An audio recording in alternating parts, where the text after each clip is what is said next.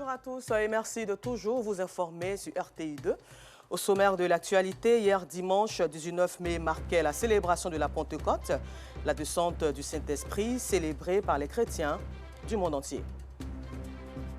Et puis hors de nos frontières, en Iran, après la mort du président Ebrahim Raïssi, le guide suprême iranien a désigné ce lundi 20 mai le vice-président Mohammad Mokber comme président par intérim du pays. Encore merci à vous d'être des nôtres sur RTI2. Hier dimanche 19 mai 2024, les chrétiens du monde entier ont célébré la Pentecôte, la descente du Saint-Esprit. L'effusion du Saint-Esprit outille donc tout enfant de Dieu à aller en mission pour annoncer la bonne nouvelle jusqu'aux extrémités de la terre. Le compte rendu de Stéphane Assoin et Georgette Ido Fofana. Dans cette ambiance liturgique de la Pentecôte, le père Ange Wadja de la paroisse Sainte-Trinité de Koumassi instruit les fidèles sur leur mission, annoncer la bonne nouvelle. Et c'est après 50 jours d'allégresse et au terme des festivités pascales, la Pentecôte nous invite à pouvoir accueillir l'Esprit Saint et aller en mission.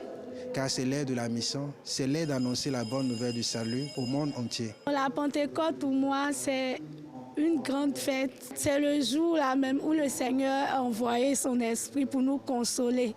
Adoration et louanges sont au cœur de la célébration de la venue du Consolateur à l'église Tabernacle de l'Alliance Temple Jéhovah Jireh de la commune de Port-Bouillet.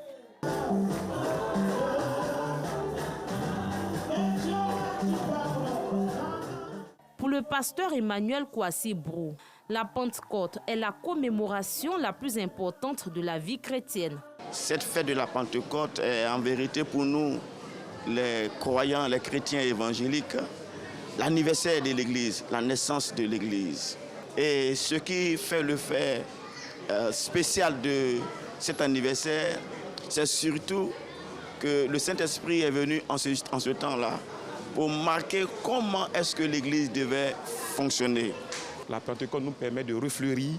La Pentecôte nous donne un second souffle dans notre adoration, nous permettant de pouvoir adorer Dieu aisément, sans faire assez de sacrifices. À l'église méthodiste unie de Côte d'Ivoire de Port-Bouillet, c'est une journée de grâce et de faveur divine. À l'origine, était la fête des moissons. C'était pour le peuple de Dieu une occasion de témoigner sa reconnaissance à l'Éternel, qui est l'auteur de toutes choses. Et la Pentecôte que nous célébrons ce matin est la Pentecôte chrétienne, lequel esprit aujourd'hui doit nous mettre au travail, nous mettre en mouvement, car chacun de nous aura à rendre compte au Seigneur de ce que nous avons fait, de l'esprit que nous avons reçu. Nous avons vécu une transformation en nos vies pour donner gloire au nom du Seigneur. Nous avons connu beaucoup de choses et par la puissance du Saint-Esprit qui nous a inondés, cela nous a permis d'avancer dans l'Église. Et c'est pourquoi ce dimanche-là, personne ne reste à la maison. Nous venons à l'église pour commémorer cette fête-là et nous réjouir ensemble avec nos frères et sœurs. Ici, à l'église des Assemblées de Dieu des deux plateaux d'Agbankokodi, Temple la Transfiguration, c'est l'occasion de consacrer la première chorale Eliud. Donc une chorale sacrée aujourd'hui est une fierté pour nous parce que une chorale remplie du Saint-Esprit va distiller des à l'honneur du Seigneur. Durant 3 ans et demi, nous faisions des répétitions, mais ce jour est un grand jour pour nous, pour que nous puissions sortir là-bas, pouvoir chanter pour la gloire du Seigneur Jésus-Christ.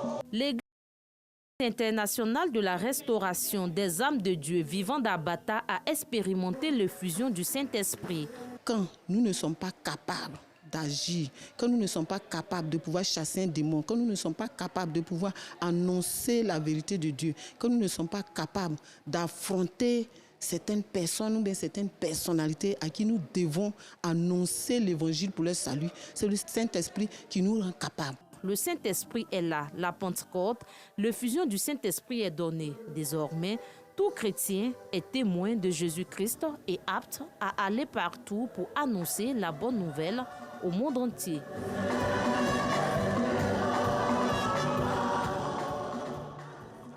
Dans notre dossier d'hier, nous nous sommes intéressés à la forte consommation de la banane plantain par les Ivoiriens et les populations des pays de l'Afrique de l'Ouest. À cet effet, donc, dans la commune de Cocody, un groupe de femmes s'adonne à la fabrication de chips à base de bananes plantain. Assistant Diarra est allé à leur rencontre. Au cœur d'Abidjan, le marché Gouro dans la commune d'Adjamé est considéré comme la plaque tournante de la banane plantain. Un lieu incontournable où se pressent ménagères, restaurateurs et revendeurs, tous en quête des meilleures bananes pour des préparations variées. Il y a clients de Aloko, il y a Foutou, il y a Chipsi. Donc actuellement, quand les gars viennent là, bon, on fait 5 à 1000 francs, il y a 5 à 2000, le gros là, c'est ça, on fait 5 à 2000, 6 à 2000. Mais les gars payent avec ça. Le jour que ça sort là, 2000 là devient 500. C'est comme ça, c'est. Allez là, les bananes sont chères, donc les clients de Brésil là, ne viennent plus. C'est jusqu'en octobre, on va commencer avec eux. Parmi eux, Linda, elle vient chercher de quoi préparer le foutou, plat à base de bananes plantain pilées, le mets favori de son époux. Mon mari, lui, il est ghanéen, donc il ne mange pas le riz. Donc chaque soir, je dois piler. Donc c'est le foutou. Il aime le foutou avec la sauce claire, très très claire même. Moi, je suis un peu partout et je ne trie pas. J'aime le foutou aussi, j'aime la loco, puisque mes parents sont planteurs. À quelques pas de là, dans le quartier Liberté, Clarisse, restauratrice passionnée, s'affaire autour de son mortier. Aujourd'hui, elle prépare du foutou et du foufou, mélange des bananes plantain et d'huile rouge. Un secret culinaire qu'elle dévoile avec enthousiasme. Ça fait 6 ans que je vends de la nourriture. En tout cas, mes clients préfèrent le foufou et le foutou. Par jour, je paye manioc 3500 ou bien 4500, banane 6000. 3000 pour foufou et 3000 pour foutou. Puis plus la banane, tu mets au feu.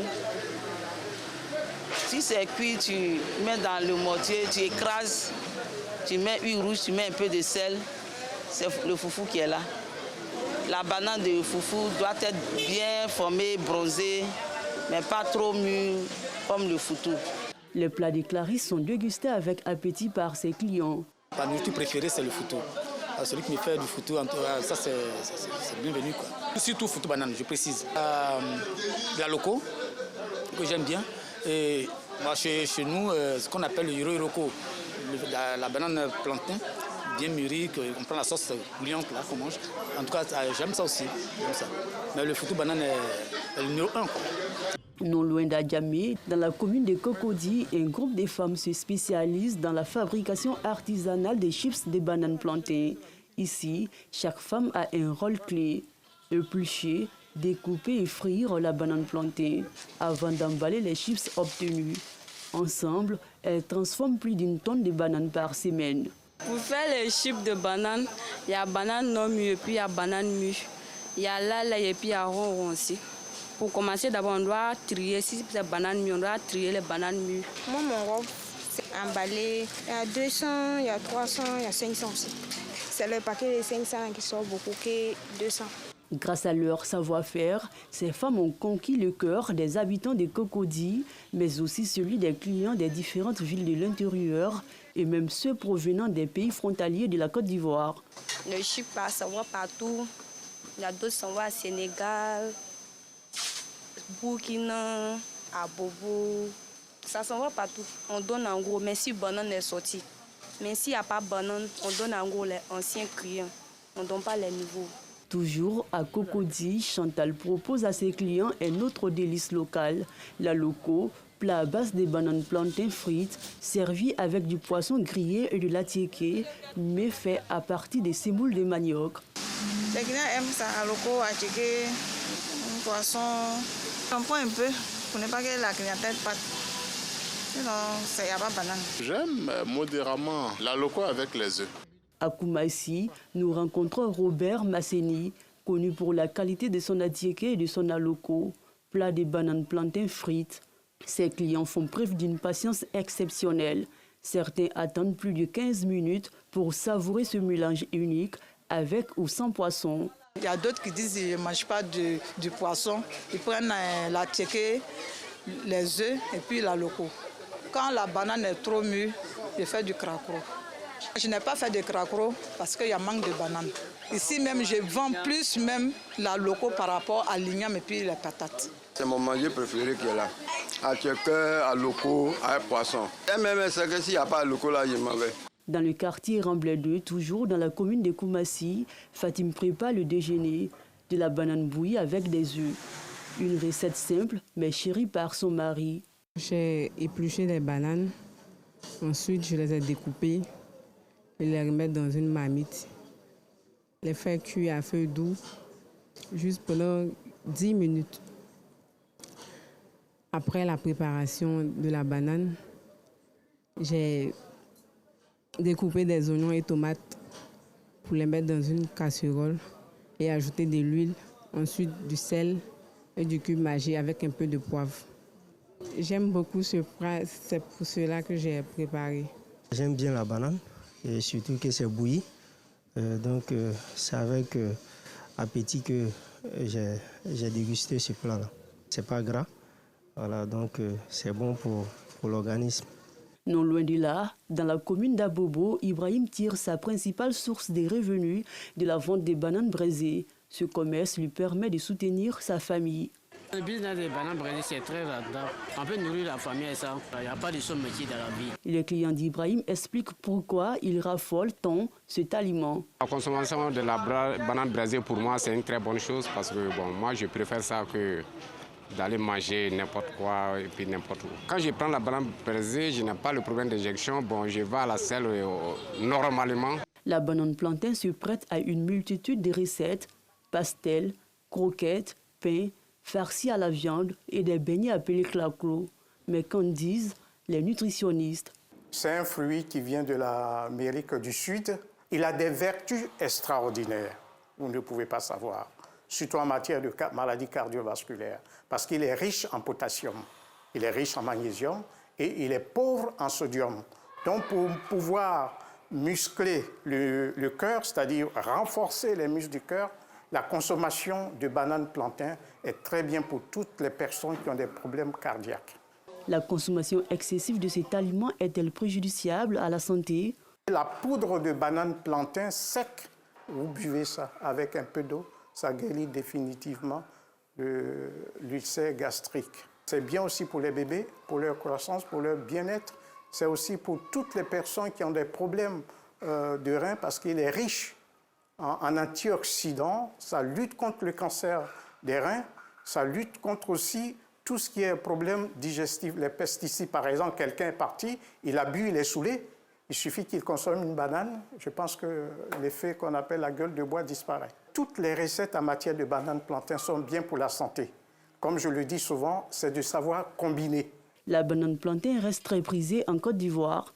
Malgré une hausse récente des prix, les amoureux de cet aliment trouvent toujours le moyen de satisfaire leur gourmandise, affirmant leur admiration pour ses multiples préparations.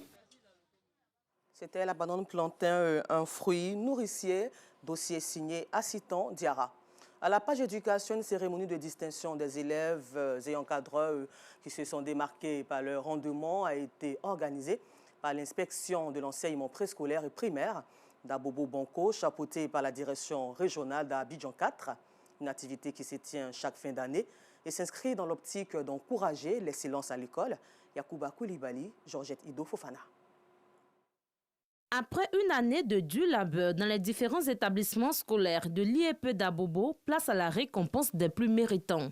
C'est tout le sens de la cérémonie de distinction des meilleurs encadreurs et élèves organisée par l'inspection de l'enseignement préscolaire et primaire d'Abobo Banco et la direction régionale Abidjan 4. Après 9 mois de travail, Mme Kone et son adjointe et tous ses collaborateurs ont décidé de se donner une journée de festivité pour se récréer, pour quitter le stress des classes, nous retrouver avec nos écoliers et puis s'égayer un peu. Et profiter de la fête pour primer les meilleurs pour le travail abattu. Lauréats et parents d'élèves sont fiers. Je suis heureuse d'avoir un prix. Je promets de travailler à l'école pour être encore un meilleur. Je suis très satisfaite. La médaille que j'ai eue m'a beaucoup encouragée. Et je promets de bien travailler à l'école. Nous encourageons cette initiative à ce qu'elle soit pérenne pour que chaque année, nous puissions quand même nominer les différentes personnes qui sont fait distinguer dans les domaines de compétences. La célébration de l'excellence est devenue une institution pour la direction régionale Abidjan 4.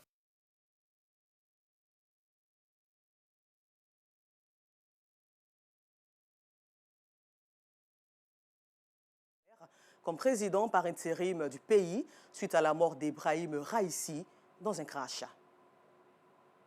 Encore merci à vous de nous avoir suivis et bonne suite de programme sur RTI2.